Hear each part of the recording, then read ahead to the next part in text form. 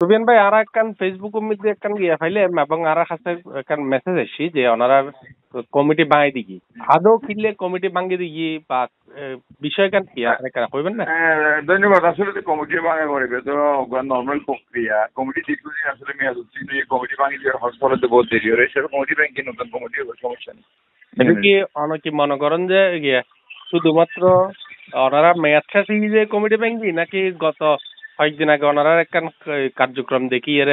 শৃঙ্খলা ভঙ্গ আরা কার্যক্রম তো আরা জবাব দিয়ে আরা তো যে কার্যক্রম হতো আরা দোষী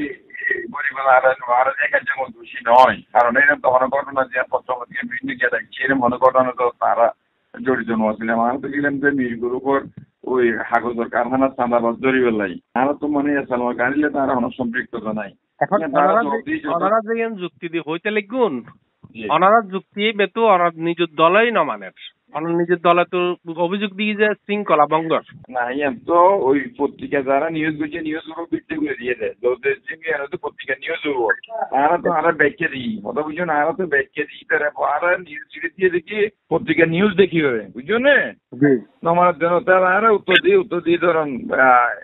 আর অন্য জ্ঞান ওই কমিটি নর্মাল কমিটি আগস্ট ভাঙে দিয়ে হতাশ ভাঙে দিয়ে আসি। আচ্ছা আচ্ছা চলে ওনারা হইতে লিখুন ওনার মেয়াদ উত্তীর্ণ গিয়ে তাহলে কমিটি ভাঙে দিয়ে তো কবে নাগাদ এই কমিটি আবার রিসাফ হলে আর আশা করছি যথাশীঘ্র সম্ভব কমিটি সাংগঠনিক কর্মকাণ্ড স্থগিত চাইব, যথাশীঘ্র সম্ভব কমিটি করিলে বড় উচিত বলে মনে করি।